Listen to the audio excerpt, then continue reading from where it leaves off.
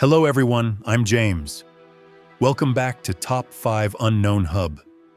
Today, we're diving into the top 5 most shocking and unsolved murder cases in Asia. Dark mysteries that baffled investigators, shook entire communities, and remain unanswered to this day.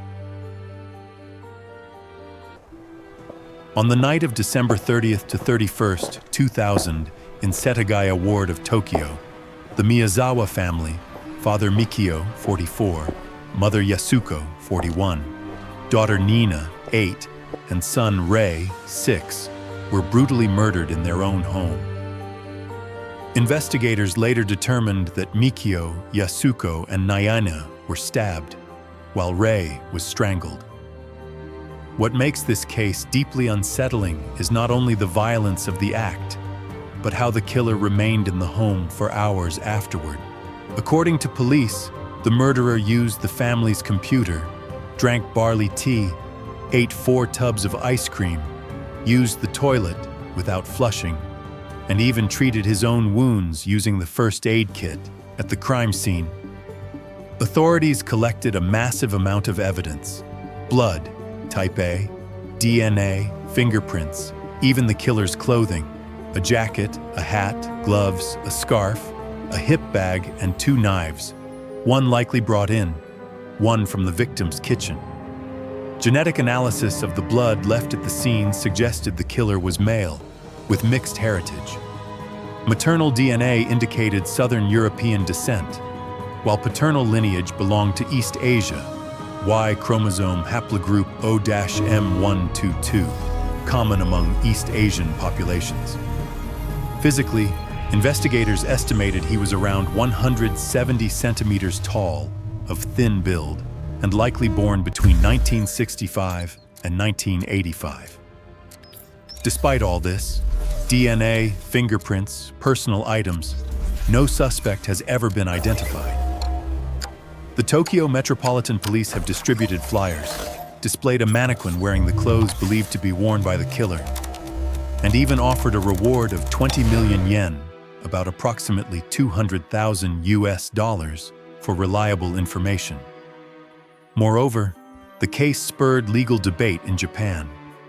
The intense public attention and forensic evidence contributed to the eventual abolition of the statute of limitations for serious crimes, including murder, in Japan. In the early morning of April the 23rd, 1994, in Tokyo's Inokashira Park, on the border of Musashino and Mitaka, a park janitor discovered a horrifying sight: 27 severed body parts packed inside plastic bags and trash cans. The body parts had been carefully cut into approximately 20-centimeter segments, using what forensic investigators believe was an electric saw. The precision of the cuts suggested the killer had medical or anatomical expertise. Each piece was drained of blood and thoroughly washed, which would require a large water supply, far more than a typical household could provide. Investigators identified the victim as a 35-year-old architect, known only as S, who lived in the park's vicinity. Curiously, fingerprints on almost all fingers and toes had been removed, but small portions remained, helping to identify him. The body's torso, head, and genitals were never recovered, leading to speculation that they were discarded elsewhere, possibly picked up with trash by workers. Despite media coverage, investigation was hampered. Shortly after, the fatal China Airlines Flight 140 crash diverted media attention. In 2009, the statute of limitations for the crime expired, meaning the case is now officially cold. One prevailing theory is that the killer was part of an organized crime group, given the skill, resources, and water supply needed to dismember, clean, and transport the body. In the winter of January 1996, 19-year-old student Diao Ai-ching disappeared from Nanjing University. 9 days later, on January 19th, sanitation workers found more than 2,000 pieces of human remains scattered around multiple locations on and near the university campus. The dismembered parts were cut into unusually even rectangular slices. Some internal organs, including heart, liver, and spleen, were never found. Reports say they may have been boiled for days. Because the body was highly fragmented, forensic analysts could not conclusively determine all cause of death details.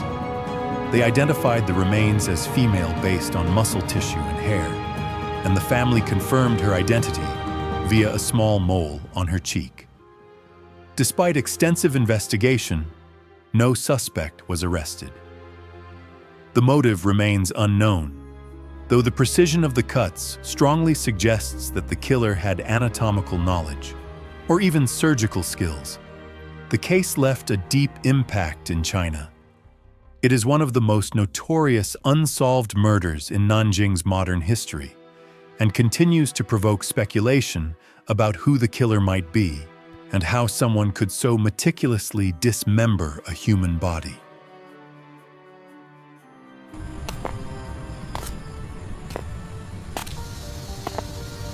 On the night of the 4th of January 1998, 19-year-old Dini Haryati, an Indonesian student interning at a hotel in Singapore, left her workplace at about 11 p.m., her last known sighting.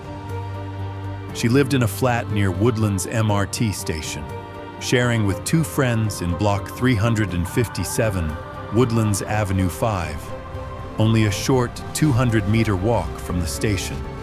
2 days later, on the 6th of January, a gardener cutting grass near Woodlands MRT discovered her semi-naked body in the bushes. She wore only a white shirt. Her pants, underwear, and shoes were found discarded nearby. Bruises were visible on her face, neck, and abdomen, and a forensic autopsy revealed that Dini had been sexually assaulted, strangled, and struck on the head with a blunt object, resulting in a skull fracture.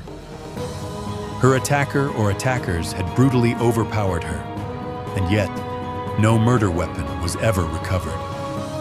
In the immediate aftermath, Singapore police interviewed more than 300 foreign workers living in nearby dormitories, but they found no concrete suspect. To those who knew her, Dini was not a typical vulnerable girl. She was gifted, disciplined, and strong.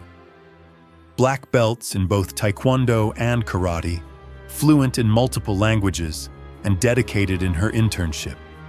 Her family described her as independent and mature. In fact, her father claimed she might have been able to defend herself, and therefore suspected more than one attacker may have been involved. Adding to the chilling nature of the crime, the path she likely walked after leaving the MRT station was poorly lit, chosen by many as a shortcut home, a vulnerability that may have offered her attacker the opportunity to ambush her.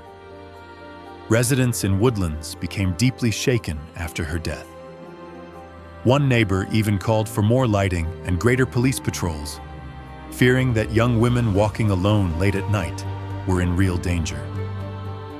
3 months later, in April 1998, the case was reenacted on Singapore's long-running crime program, Crime Watch. The broadcast issued a public appeal for witnesses or anyone with information, but unfortunately, no viable lead ever emerged from the appeal.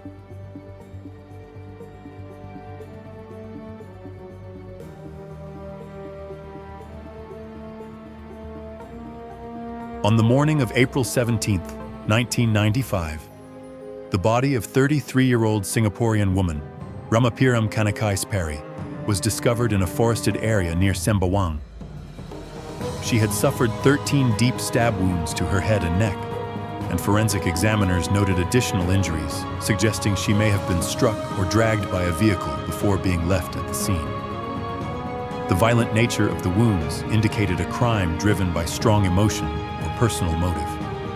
Police launched one of the largest investigations of the year, interviewing dozens of witnesses and reconstructing Ramapiram's last known movements. A suspect, Nadasan Chandrasekaran, was arrested and initially charged, as he was one of the last people seen with her. However, the case relied heavily on circumstantial evidence and early forensic methods that lacked the precision available today. After months of legal proceedings, Nadasan was acquitted due to insufficient proof, leaving investigators with no alternative suspects.